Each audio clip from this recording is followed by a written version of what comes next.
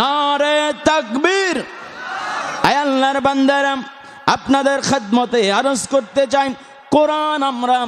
যদি এখন পর্যন্ত হয়তো শিখতে পারি নাই, কিন্তু কোরআনের ব্যাপারে যদি কেউ বিরোধিতা করেন, কোরআনের আয়াতকে যদি কেউ অস্বীকার করেন, আল্লাহ রসুলকে যদি কেউ অস্বীকার করে, আল্লাহ রসুলের সুন্নাহ হাদিসকে যদি কেউ অপমান করার চেষ্টা করে, ওলামায়ে কেরামকে নিয়ে যদি কথা বলার চেষ্টা করে, দাড়ি রাখুক আর না রাখুক, টুপি পরুক আর না পরুক, পাঞ্জাবি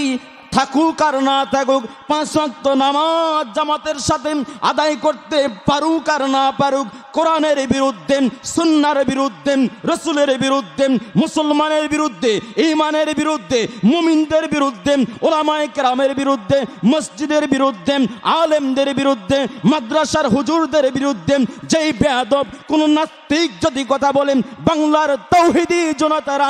এক মুহূর্তের জন্য ছাড় দেয় না। জোরে বলুন ঠিক কিনা?